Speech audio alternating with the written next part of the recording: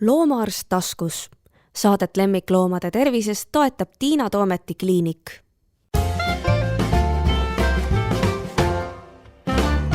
Tere! Kuulate podcasti Loomaarst taskus. Mina olen Tiina Toomet ja minu vastas istub Laura Kiiroja. Laura on meil loomade käitumisteaduste doktor. Ehk siis me oleme siin nii-öelda 2 doktorit, aga Laura on kangem doktor kui mina. Mina olen doktoriks saanud lihtsalt veterinaaria teaduskonnas õppides, aga Laura on ikkagi kaitsenud ka doktorikraadi ja see on ka otseselt seotud loomadega. Aga me ei räägi täna sellest. Täna me räägime hoopis Laura perest ja kõigepealt tahaksin rääkida Laura kassist Davist, sest et Davi saamise lugu on minu meelest juba omaette väga armas lugu, nii et Laura, palun. Tere ja minul on kass Dave, tegelikult ta on Kanadast, nii et sellepärast ka selline nimi, mina ei pannud talle seda, aga see sobib talle suurepäraselt. Doktorantuuri tegin ma Kanadas ja siis seal Kanadas elades ma tundsin, et ma võiks pakkuda hoiukodu kassidele. Aga nagu hoiukoduga ikka läheb, siis lõpuks ikkagi lapsendasin ta täiesti ametlikult. Et jah, mulle pakuti seal, kirjutatigi, et siin on üks pikaajaline hoiukass, et kes ei ole adopteeritav, sest tal on kroonilised terviseprobleemid ja ilmselt keegi teda ei taha. Nägi üsna inetu välja ka, süke räbal ja süke 3 käppaga hauas sel ajal, kui ta tänavalt päästeti. Kaua ta oli seal varjupaigas juba olnud siis? Varjupaigas ta oli hästi vähe aega, et ta leiti septembrikuus 2020 ja minu juurde sai ta oktoobri lõpus siis. Et ta vahepeal sai mingi ravi kõige akuutsematele probleemidele, kastreeriti, ussirohud, nii edasi. Aga tänaval oli ta peetnud siis väga pika aja või keegi täpselt ei teadnud? Ega keegi täpselt ei tea, ta leiti seal oma poegade juures, ta on isa kass, aga ta oli seal koos oma poegadega. Vanuse kohta öeldi umbväärane vana. Süke kõrvad on poolikud, hambad, kihvad olid täiesti kulunud nüriks, et siis tal opereeriti neid välja seal. Ühesõnaga, hammaste järgi ei saa vanust ütelda, igatepidi tundub vana, et keegi ei tea, kaua ta seal oli, aga ta oli tolleks ajaks nagu täiesti nälginud, ta ei suutnud ilmselt enam ise väga regulaarselt saaki püüda. Käpad olid, kõik käpapadjandid olid nii lõhedes ja ilmselt ta talve üle enam ei oleks elanud. Seal kandis ikkagi on külmad talved, eks ole? Et need kõrvad olid siis ilmselt tal ära külma võetud või siis suurest kaklemisest ära rebitud või kõrvu tal ju praktiliselt ei ole, ta jääb välja nagu mingisugune kõrvadeta tõukass, aga tegelikult on tavaline. Tegelikult on tavaline jah, aga näeb välja nagu peen lontkõrv. Ma arvan, külmast või kaklusest või mõlemast, et tal on ju see FIV ka, et nii et tal on siis kasside siis nagu HIV-viirus. Just. Mis ei hakka inimesele, nii et ei ole vaja karta. Aga minu meelest selle loo juures on veel huvitav see fakt, mida mina ikka armastan korrutada, ma olen sinuga seda kuulnud, et seal kandis vähemalt Kanadas, kus sina olid, et seal polnudki võtta kassi. Et sina olid lahkelt nõus kellegile andma hoiukodu, aga lihtsalt kasse polnud. Jaa, täpselt. Ma olin 2 kuud järjekorras, ma kandideerisin, siis sa pead taotlema, eks ole, taotluse esitama varjupaikadele. Ma kandideerisin sinna SPCA kohalik. See on see päästeorganisatsioon. Jah, päästeorganisatsioon. Ja siis veel ühte kohalikku varjupaika. Ja ma ootasin 2 kuud ja Dave oli esimene kandidaat. Ja see email oli nii süke, et ilmselt sa ei taha, aga siin on üks, näed, siin on paar pilti ja tal on 100 häda ja keegi teda ilmselt adopteerima ei hakka, et siin ta on ja siis ma võtsin hea meelega vastu. No nii, ja nüüd ta on siis rännanud sinuga ilusti Eestisse, ta on ju siin ka juba mitu aastat elanud, eks ole ju? Meie oleme nüüd koos elanud 5,5 aastat, et minu praegusest perest, mul on väike noor pere, et siis tema on minu kõige vanem pereliige. See on küll tore. Kas ta võttis su abikaasa ilusti omaks või sinu kaaslase, sellepärast, et tihtipeale kassidele ei meeldi ju, kui perre tuleb mingi liige juurde ju. Kuidas see läks? See läks üsna sujuvalt, et kaasa tuli aasta hiljem, aasta pärast Deivi ja selle esimese aasta jooksul ma olin kõvasti tegelenud tema sotsialiseerimisega. Mitte kaasa. Mitte kaasa, vaid kaasa tuli sotsialiseerituna, aga Deivi sotsialiseerimisega, et ta alguses muidugi elas ju ka diivani all, nagu nad ikka elavad ja kartis kõike, mida karta annab. Kindlasti tal olid temperamendi poolt kaasa antud juba soodumus nagu hästi sotsiaalne olla armas, mõnus kodukass. Et see tema sotsialiseerimine ei olnud väga raske, aga ma tegin seda ikkagi teadlikult ja vaikselt tutvustasin teda, kutsusin ükshaaval, sellel ajal, kui ta oli minuga juba harjunud, siis hakkasin ükshaaval kutsuma sõpru külla natukeseks ajaks erinevast soost. Ja siis, kui mulle siis minu laboripeod toimusid minu juures, et siis ka me vaatasime, et kõik istuksid põrandal, pehmel vaibal, kõigil olid maiused kassile juures, Dave käis sealt ühe juures teise juurde ja muudkui sõi maiuseid. Et see läks päris hästi ja selleks ajaks, kui mu kaasa tuli, siis ta oli juba harjunud, et aeg-ajalt meil käivad külalised ja kaasa alguses vaatas kassil oli veel kõrvad olid sellised, me ei olnud veel päris aru saanud, kui regulaarselt neid tuleb puhastada, kuidas tuleb ravida, krooniliselt kõrvapõletik tuli tagasi kogu aeg. Ja naha, tal on mingi krooniline nahateema ka, mille pärast on prednisolooni peal, et siis me ei olnud selle ravini veel jõudnud, et katsetasime erinevaid meetodeid, et ta nägi ikkagi väga õudne välja. Et siis ma kaasa ütles, et ta alguses mõtles, et eks see on siis selline kass, keda tema peab lihtsalt tolereerima. Aga hästi ruttu said neist pöörased lemmikud, et nad on väga suured sõbrad. Ka see, et nad on mõlemad Kanadast. Ja, Kanada poisid, ja. No nii, aga siis jäid sa lapseootele. Ja. Kas sa siis ka selle aja nagu tegelesid kuidagi teadlikult kassi ettevalmistamisega uue kodaniku ilmumiseks või annab seal üldse midagi teha, mis näppu näitad inimestele, kellel on kass kodus ja kellel sünnivad lapsed? Annab ikka teha, et kindlasti peaks läbi mõtlema selle, millised saavad olema teie kodu reeglid kassi ja lapse osas siis näiteks, et kas te tahate öösel äkki, et kass ei magaks enam magamistoas. Et kui see on tulevikus reegel peale lapse sündi, siis peaks seda hakkama harjutama juba varakult. Et eesmärk on see, et kui laps sünnib, siis kassil ei oleks rohkem uusi muutusi kui see, et laps tuleb. Nii et selliseid asju meie hakkasime juba varakult harjutama, et kindlasti juba võid raseduse alguses, kui mitte varem selle reegli teha. Või siis kui tead, et sa tahad kunagi lapsi saada, ei taha kassi magamistuppa, siis juba algselt ära võtta teda sinna. Sest ega ikkagi see on ju keeruline. Mina panen ennast praegu selle kassi rolli, eks ole, ma olen elanud seal, see on minu koht ja isegi kui seda harjutatakse nagu niimoodi ilusasti ja vähehaaval, siis see on ikkagi ju päris suur muutus ju. Muidugi. Aga te tegite seda või? Ja, meil oli muidugi natuke varem juba tehtud, sest Dave alguses magas muga pikalt kaisus ja see oli hästi tore, aga ta norskab nagu vana mees, ma ei suuda. Nii et ma pidin selle juba natuke varem välja juurutama juba enne rasedust. Ja see oli tegelikult väga lihtne. Räägi natuke, juhenda inimesi, kellel seda vaja on. Ja, alguses ma tegin lihtsalt niimoodi, et see õhtune konserv, ta saab ju hommikul konservi ja õhtul konservi meil. Et siis tudukonserv, ma serveerisin talle seda siis, kui ma ise läksin magamistuppa, et tema jäi seda sinna sööma ja mina läksin magamistuppa ära. Nüüd ja niiviisi ta nagu... Aga sa panid siis ukse kinni või? Ukse kinni, jah. Aga kas ta jäänud siis, kui ta oli harjunud ikkagi sinule tulema, kas ta peale konservisöömist ei tulnud ja hakanud krappima selle ukse taga ja mjaukuma? Alguses tuli, aga see on nüüd see koht, kus tuleb olla hästi järjekindel. Et ära räägi temaga läbi ukse, ära mine teda seal lohutama, ära üldse tee välja. Ja kui sa oled järjepidev, siis see varsti kaob ära. Ja nüüd meil on selline rutiin juba ammu olnud, et nüüd ta on nii harjunud sellega et ta ööbib väljaspool meie magamistuba ja meil on magamistooks kinni, et ma ei pea talle enam konservi niimoodi andma. Nii et nüüd ta juba teab, et kui me hakkame üles magamistuppa sättima, hakkame hambaid pesema, nii edasi, et siis tema läheb juba meie voodisse.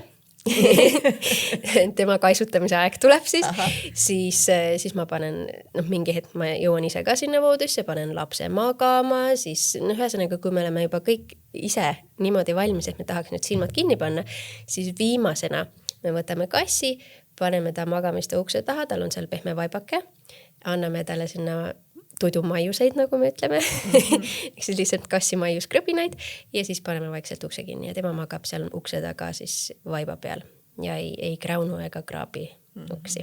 Aga et jah, enne seda kõik see magama sättimine, lapsele laulmine, see aeg on tema jaoks ja ta saab juures olla ja kaisutada. Kas sa ei vajanud seal või mõne muu hetkel tema ümberharjutamisel feromooni, see on siis see kasside see ei ole päris teaduslik nimi, õnne- ja heaoluhormoon, aga ütleme, nimetame niimoodi, et mingid feliveid. Mina ei vajanud, jah. Ja kui ühesõnaga see magamistoa rutiin meil oli juba enne lapse sündi selge, aga kui kellel ei ole, siis sellised asjad peaks kindlasti läbi mõtlema. Siis mida veel saab teha, et harjutada lapse tulekuks, et kassi on, kui teil on mingid remondid vaja teha, lapse tuba näiteks renoveerida, tehke varakult ära. Tehke mitu kuud enne lapse sündise ära. Kui on vaja suuri mööbliesemeid, niikuinii on vaja mingid lapse voodid, vankrid, turvahällid, mis iganes, ostke juba varakult ette. Ja laske siis kassil rahumeeli uudistada sellega, et seda ma kindlasti tegin. Et eesmärk on siis see, et kassi jaoks oleks kõik uued asjad tuttavad ja selleks ajaks, kui laps tuleb, ei ole tal mitte midagi muud uut kui see laps ise. Ja samamoodi on rutiinidega, et tegelikult see on täiesti vältimatu, et tähelepanu jätkub kassile on ju vähem, kaisutada saab vähem ja nii edasi. Et mina seda ei teinud, aga tegelikult teoorias sa peaksid hakkama natukene vähem juba varem tähelepanu andma, pakkuma rikastust sellisel moel, mis ei hõlma sinuga kontakti, ma ei tea, mingid interaktiivsed mänguasjad näiteks või midagi sellist. Jah, see on võib-olla tõesti keeruline. Ma arvan, et inimloomus on pigem see, et ma saan veel, ma tellitan sind veel nii palju kui võimalik, et vast enam ei saa ja siis see võib olla keeruline. Ma kujutan ette, et kui beebi majja tuleb, siis alguses ta on lihtsalt üks nutsakas ja kassil on vist suhteliselt, ma ka ei tea. Ma lihtsalt koertega tean, kuidas meil omal ajal on olnud, et nad nagu väga ei pööra tähelepanu nii kaua, kuni ta ei ole põrandal ja ei liigu. Aga ma ei tea, mis kass arvab sellest nutsakast, mis vana tuleb? Sõltub, väga sõltub kassist. Ja ma arvangi seda, et kuidas inimene peaks lähenema, võiks olla see, et las kass tutvub lapsega omaenda tingimustel. Et üks suur viga, mida tehakse, on, et tullakse väikse beebiga koju, võetakse see beebi, minnakse diivanil magava kassi juurde ja pannakse talle nina ette, ütleb, vaatagi, see tuli. Või vastupidi, et beebi on kuskil magab ja siis sa võtad selle kassi sülle ja viid ta lapse juurde. Et ärge tehke neid tutvustusi niimoodi. Las kass alguses, kui ta tahab, vaatab eemalt ja kui ta tahab tulla lähemale millalgi, siis las ta tuleb lähemale. Et see on üks peamisi soovitusi minult küll, et kassi tingimustel. See kõlab umbes nii, kui me tahame oma koeri õpetada rahulikult suhtuma teistesse koertesse ja siis esimesel tutvumisel ütleb, vaata, kes see on. Ja just, tule, paneme näod kokku. Ja siis saame tõesti vastupidise tulemuse. Eks siis, et seal tuleb nagu nüüd on meil, eile ostsin uue kastruli, täna tuli beebi, et saa üle, eks ole. Täpselt. Ja hästi huvitav oli see, et kui varem oli kass selline hästi minukleepekas, või mina olin tema nagu selline eelistatud inimene, siis ta õppis ümber. mina olin kogu aeg hõivatud, minu süli oli kogu aeg kinni ja ta nagu orienteerus siis minu elukaaslasele ümber täiesti ja nüüd ta igal võimalikul hetkel läheb talle kuskile sülle. Aga noh, ta hakkas muidugi käima ka, kui mul oli laps nagu imetamispadja peal näiteks, et siis ta hakkas ka tulema sel ajal, kui laps magas, tahtis tulla ja ma aeg-ajalt aitasin tal tulla, et mul ongi palju pilte, kus mul on nii beebi kui kass on imetamispadja peal ja koos magavad, et ma soodustasin nagu selliseid väikesi momente, mis aitaks neil sõbrustada. No kui sa saad, eks ole, niimoodi teha, sest mõnel hetkel võib ka olla ju see, et ta segab, et sa peaksid ta nagu eemale lükkama, mis muidugi ei ole tore ilmselt, aga ilmselt peab ikkagi leebelt märku andma, et praegu ei ole sinu aeg ilma kassi solvamata, ma ei tea küll, kuidas see võimalik on. Ja tegelikult see on üks asi, mida võiks isegi rohkem rääkida just nagu värske ema emotsionaalse aspekti pealt ka, et kui sa, võib-olla inimesed tunnevad ennast süüdi sellest, et ma olen seda kassi varem nii palju armastanud ja nüüd mul on väike beebi ja nüüd see kass on nii töötu vahepeal käib nii närvidele, sest ta tahab kogu aeg tulla. Et see tuli minule natukene üllatusena, et kass hakkas natuke närvidele käima.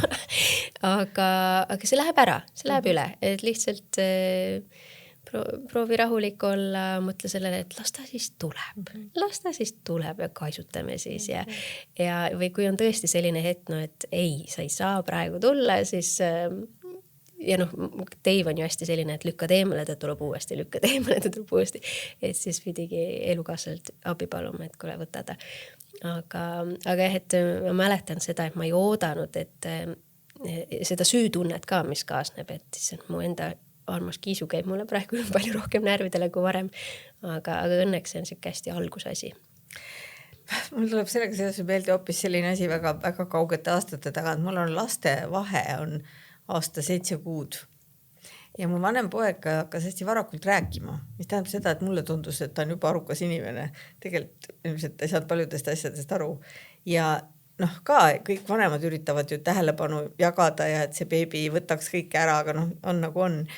Ja ma hakkan praegu mõtlema, et tegelikult oli ta ilmselt samasuguses situatsioonis, et tema ikkagi tahtis kogu aeg, et mina oleks tema jaoks, mina küll verbaalselt enda arust tegin talle selgeks, aga ma arvan, et 1,5-aastane laps on umbes oma arusaamiselt kassi tasemel, nii et noh, samamoodi sa lükkad nagu oma armsa lapse kõrvale sellepärast, et sa ei saa teda sel hetkel lihtsalt talle täit tähelepanu anda, nii et ja pärast tunned ennast väga pahasti ja süüdi, on ju. Aga see ei tähenda, et sa armastaksid oma esimest last vähem ja samamoodi kassiga, et see ei tähenda, et ma lakkasin teda armastamast, et lihtsalt hetkel mul on väga piiratud ressursid. Aga jah, mis selles mõttes, et ikkagi ma soodustasin väga seda lapse ja kassi lähedast suhet ja tulemus on, ma olen väga rahul tulemusega. Ma saan aru, et see Dave ongi sul, noh tõesti, ma olen teda ju näinud ja ta ongi üliarmas ja leebe kass, et noh, tema puhul võib-olla ei olegi sellist hetke, et kus nagu sa võiks karta, et äkki ta lükkab, ma ei tea, küüned välja või kas üldse on mingid hetke, kus peaks nagu kartma? Üks selline turvameede, mida mina järgin, kuigi ma ei tea, kas reaalselt selleks on põhjus, aga siiamaani ma olen seda reeglit ikkagi väga järginud, et öösel nad ei maga koos. Või kui ma ei saa olla seal juures, siis nad ei maga koos. Et päeval jah, ma luban neil, kui laps magab ja Dave tahab kaissu minna, las ta läheb, kui ma ise olen seal juures ja vaatan. Aga just öösel mitte, sellepärast et Dave on selline hästi nagu, isegi minul, kui ta öösiti kaisus saab olla, siis ta tahab just pea juures, näo peal, noh mida lähemale, seda parem on ju kaela peal. Ja ma kardan, et ta teeks seda sama lapsele ja seetõttu ma ei julge. Et see võib nagu see ohualliks olla ja jällegi mitte see vana selline müüt, et kassid on armukadedad ja lämmatavad beebid ära, vaid pigem sükke nagu armastusest. Teadmatusest või lihtsalt jah, et ma laman nüüd siin ja ma tahan sulle hästi lähedale saada su näo peale, nii mõnus ja siis teine ei saa hingata, et seda ma järgin. Aga muus osas jah, no kindlasti peaks beebidega peredes kassil küüsi lõikama regulaarselt. Ussi rohtu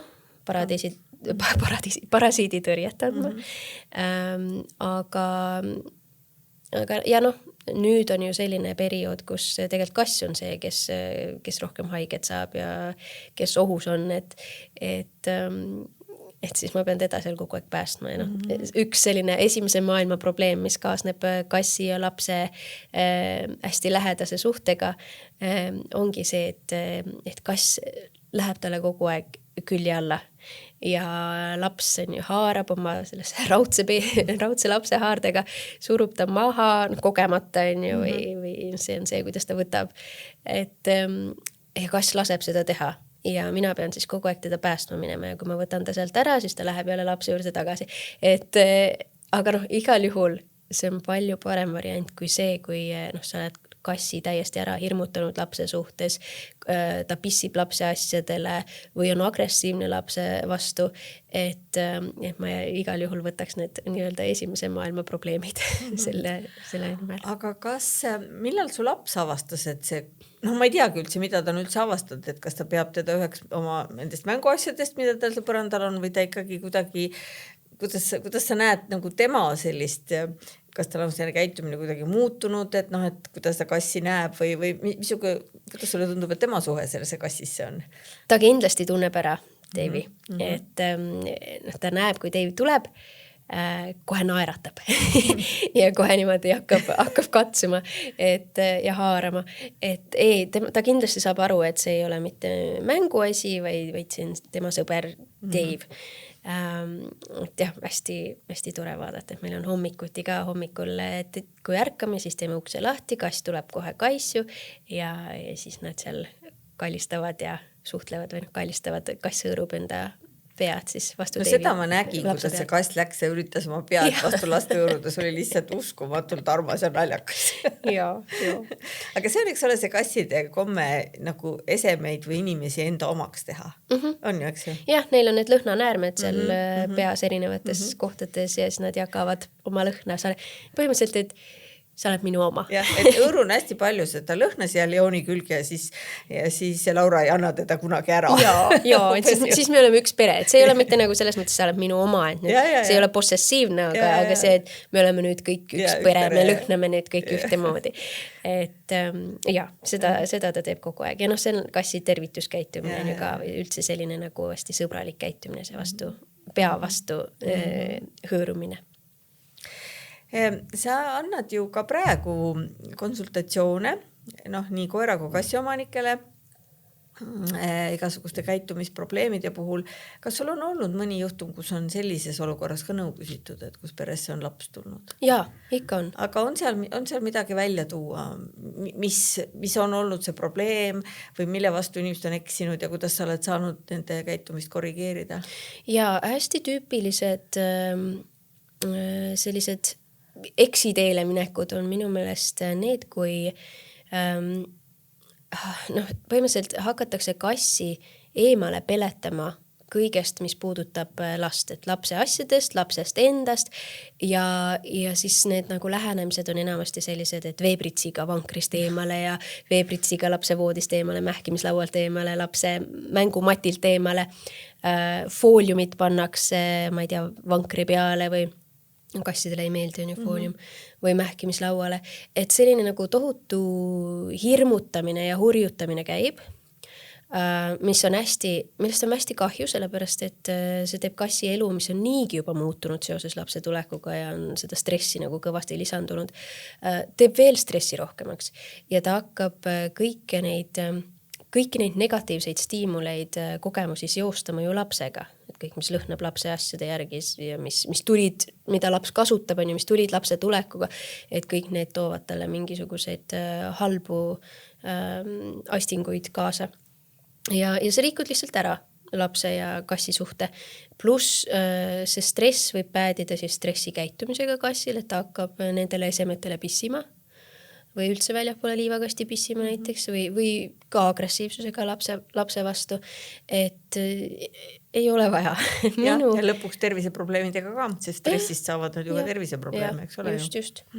Et, ja siis on veel rohkem, siis on veel rohkem see, et nii, me ei saa enam seda kassi pidada, anname ta ära, on ju. Et et jah, see on hästi kurb, aga hästi sage lähenemine. Et minu lähenemine oli selles mõttes hästi rahulik, et jumala eest, ta peabki just tutvuma nende vankrite ja kohtadega ja Davey elu ju, jah, minu tähelepanu jäi oluliselt vähemaks lapse sünni järgselt, aga sees tal tekkis nii palju uusi ressursse, kõik lapse mängumatid on ka tema mängumatid ja nii palju pesasid on ju alates mähkimislauast kuni, ma ei tea, turvahällini. Et jah, ma pean neid kassikarvu sealt puhastama suht tihti, aga see on ikkagi väga väike probleem. Jah, muidugi. Aga kas sealt on tagasiteed? Oled sa saanud neid inimesi aidata, kellel on juba tekkinud see probleem, et nüüd anname kohe kassi ära, sest ta pissib valimatult igale poole, ta on ju armukade, mida tavaliselt valesti interpreteeritakse ja kõik arvavad, et see on armukadedus tegelikult ju ei ole. Noh, ma ei tea, mulle tavaliselt on tuldud nagu hästi varakult. Et kas täitsa nagu raseduse lõpus, et nad ei ole veel väga kaua saanud rikkuda seda kõike, seda olukorda, kassielu, või siis lihtsalt hästi nagu lapse noores eas. Et siis me oleme ikkagi saanud hästi kiirelt kurssi muuta. Et noh, ma arvan, et see sõltub sellest, kui palju negatiivseid kogemusi kassil on, et siis sellest tulenevalt peab ka seda nagu taastamistööd või heastamistööd tegema. No ma ise mõtlesin praegu, et tõesti see Dave on sul selline erakordselt sotsiaalne ja armas kass, et kõik kassid ei ole sellised, aga samas võib-olla see kass, kes ei ole sotsiaalne ja kes on võib-olla oma iseloomult pigem, ma ei taha öelda kuri, sest tegelikult ma arvan, et loomad ei ole kurjad, vaid ta on eemale hoidev, ta on võib-olla umbusklik, siis võib-olla sellega on isegi natuke vähem muret, sest see ei tahagi sinna lapse juurde äkki minna. Võimalik, et lihtsalt siis tuleb vaadata, et tal ei oleks nagu see lapse hääl ja kõik sellised asjad ei oleks tema jaoks liiga stressirohked, ja et tal oleks alati põgenemistee, et tal oleks kõrged kohad, et ta saab lapse haardest see eemale, et tal oleks võimalus privaatsuseks, et sa pead nagu, tulebki läheneda vastavalt kassi iseloomule. Aga jah, Dave'il on jah see, et ta läheb, kui laps nutab, siis Dave on esimene, kes läheb jooksuga lapse juurde ja hakkab lohutama, et ta on kuidagi hästi kummaliselt vastupidine. Ta ongi vist, kui ma mõtlen, et isa kass hoolitses oma poegade eest, siis ta ongi ilmselt mingisugune looduslik erand natukene või? Ma arvan, ta ei hoolitsenud oma poegade eest, vaid ta sai emalt süüa ise ka. Sest ta tol ajal ei olnud, ma arvan, väga võimeline enam ise endale toitu hankima, et see on see nagu teooria, mis varjupaiga spetsialistidel ka oli. Ta oli ikka ise enda eest väljas. Ta oli enda eest väljas, jah, sest ta ei salli üldse teisi kasse ega koeri, et ta on hästi tõesti nagu läheb ründama. See on see tema kaitsestrateegia on rünnak tema puhul ja isegi kassipoegade puhul samamoodi. Et mul vend võttis kassipoja, siis ma proovisin tutvustada ja siis esimene reaktsioon oli ikkagi see, et tahaks minna ründama. Kas sellisel juhul üldse oleks mingi hästi jälle väga pika ja kannatliku harjutamisega võimalik neid kahte kassi panna ühes majapidamises elama? On, aga selles mõttes ikka on, et ma olen ju saanud ühe perekonna tuttava koeraga Davey niimoodi, et ta tolereerib teda, sest nad käivad meil maal regulaarselt külas ja võtavad koera kaasa, et siis harjutades oleme saanud täitsa niimoodi, et Dave nagu tolereerib teda. Aga ma kindlasti oleks võimalik, kui sa hästi eesmärgipäraselt teed tööd selle nimel, aga mina ei teise kassi elamisse võtmine on suur stressiallikas enamasti ja mina olen otsustanud, et ma Davey ajal ei võta endale, sest ma tean, et talle ei meeldi teised kassid, miks siis... Ja koeraga vist ongi natuke lihtsam, mul on selline tunne. Me saame kuidagi neid koera ja kassi panna elama nii-öelda oma elu, et kui nad mõlemad saavad aru, et see tüüp mulle väga ei istu, et siis nad oskavad nagu üksteisest nagu või teineteisest mööda käia. Vähemalt mul on jäänud selline mulje, aga kahte täiskasvanud kassi panna oma vahel nii-öelda lihtsalt hakkama saama on minu meelest hästi keeruline. Me läheme küll oma algsest teemast kõrvale, aga ma arvan, et see on nagu tähtis, sest tõesti inimesed tihtipeale ei saa sellest aru, et kui nad ei kakle, et see veel ei ole mingi õnn õue peal, eks ole. Passiivne agressiivsus on ühe maja kassidel või ühe perekonna kassidel palju sagedasem nähtus kui siis see päris kaklus. Yeah. Et, ja passiivne agressiivsus stressi mõttes on sama laastav. Ja võib-olla isegi hullem. Ta jääb nagu sisse. Kakled, siis kakled võib-olla välja, maandad ennast ära võib-olla, aga see, et nad on kogu aeg või üks nendest on kogu aeg ärevil ja stressis, siis see jälle tavaliselt päädib mingisuguse terviseprobleemiga. Ilmselt on siin väga palju vanu müüte, kui sa nüüd rääkisid, et inimesed ajavad seda kassi eemale kõigest, mis lapsesse puutub, et mingid hirmud, ma ei tea, pisikud, parasiidid, kass vaatab kurja silmaga või seal on taga mingisugune ebateadlik hirm. Mida me võiksime sellest kassist nüüd siis karta? Meil on vaktsineeritud, seda enam, et kasside haigused ei hakka inimestele, parasiiditõrjet saanud kass. Mida me peaksime üldse võiksime karta? Peamine ongi see nagu küüned, eks ole, hambad, küüned. Et jällegi siin on oluline, parim kaitse on hea suhe. Kui kassile laps meeldib, siis ta ei ründa teda nii altilt.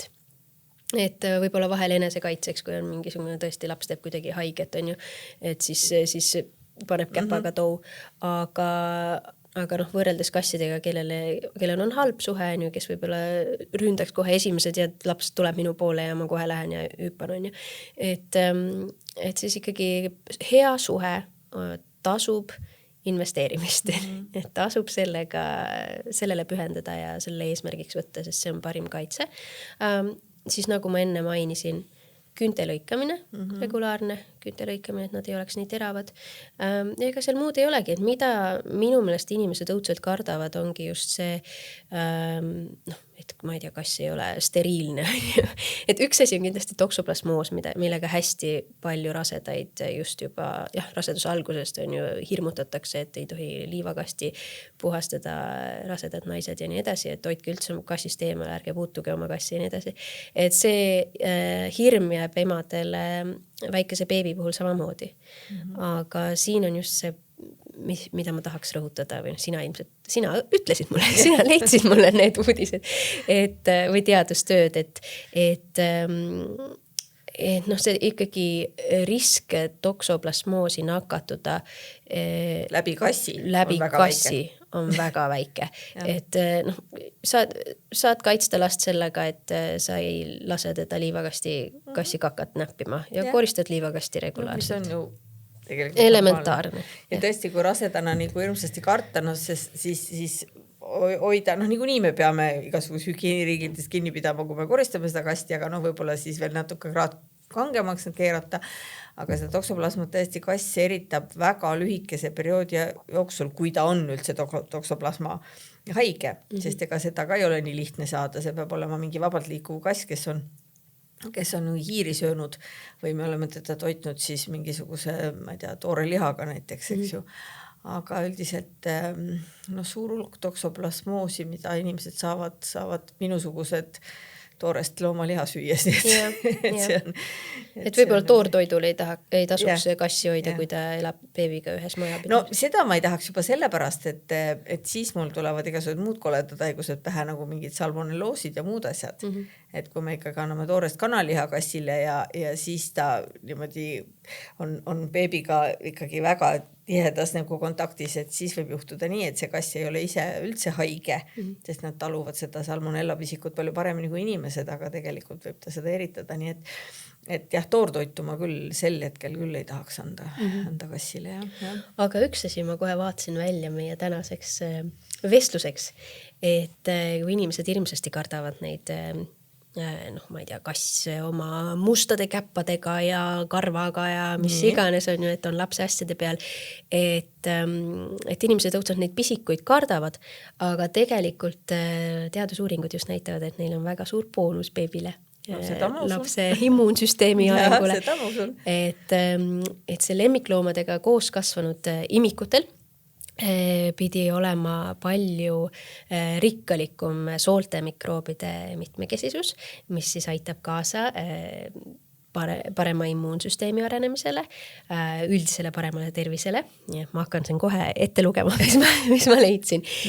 Ma leidsin, et teadusuuringustest, et lemmikloomadega kodudes elavatel lastel on palju väiksem tõenäosus haigestuda viirushaigustesse, ligi 29% väiksem tõenäosus, et nad peavad mingil põhjusel antibiootikume võtma.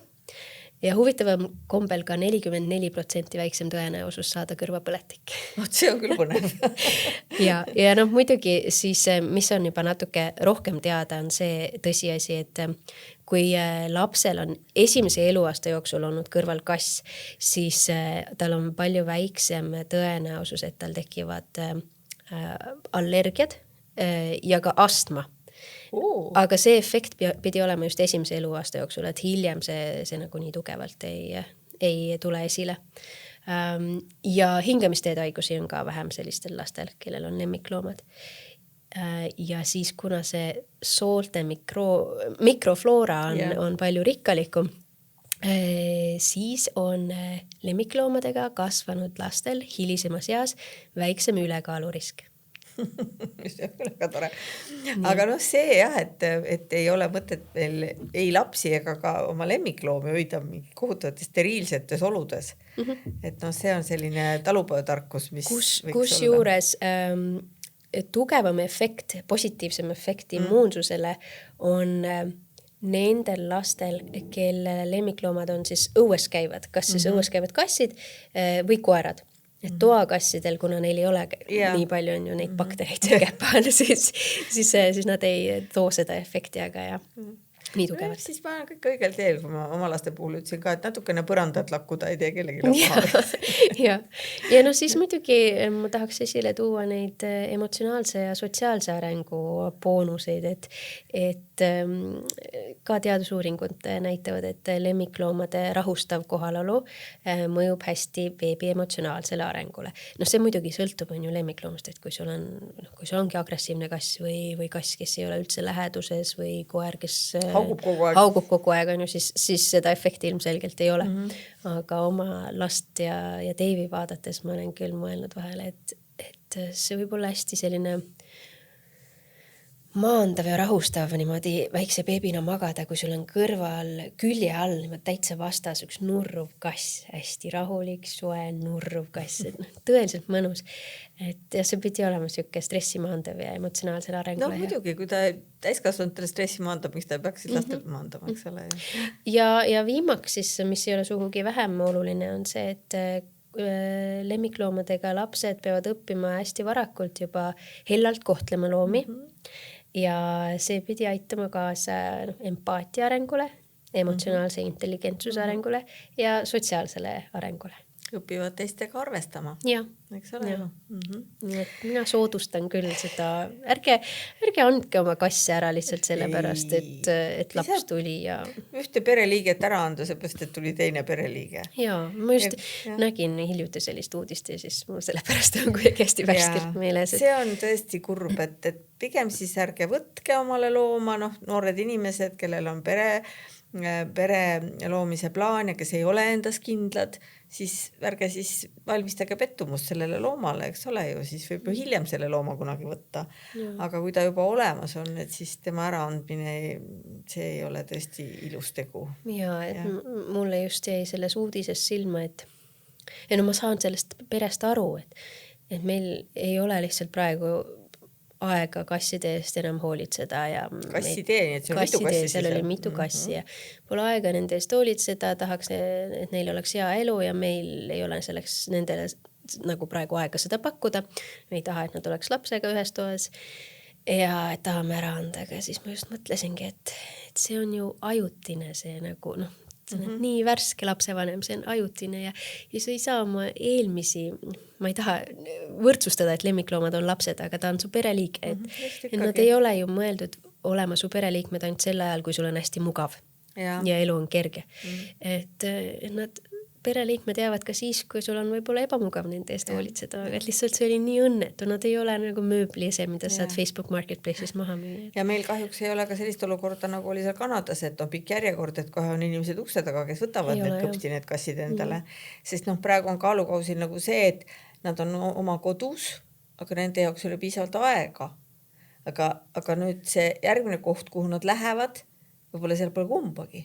Ja. Eks ole, oma kodu niikuinii ei ole, aga tihtipeale on inimesi, kes võtavadki, sest neil on hale ja ma olen ise see, kes kogu aeg vaatab neid kuulutusi ja mõtleb, et issand, äkki ma peaks mõne kassi ära päästma, aga siis ma jälle mõtlen selle peale, et mul on juba üks kass, see kooslus ei või hea olla, aga need 2 kassi võivad sattuda sellisesse olukorda, kus neil enam ei ole ei seda tuttavat kodu ja on ka mingi täiesti uus ja üldse sobimatu situatsioon. Või siis nad ei saagi endale kodu, nad jäävadki varjupaika. Ja mis on meil ikka täitsa õudne kodukassi jaoks tegelikult. See on ikka päris hirmus. Nii et ikka jõuame jälle selle tagasi, et kui te võtate lemmiklooma, siis mõelge 100 korda enne järele. Ja kui ta on teil, siis ta on. See on vastutus, ta jääb ka siis, kui teil on suured elumuutused, kui te peate kolima, kui te saate lapse, kui te saate uue partneri,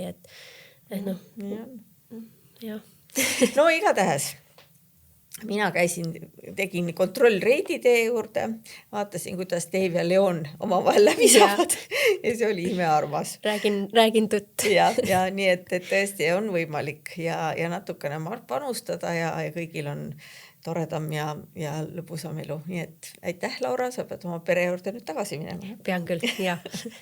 Aitäh.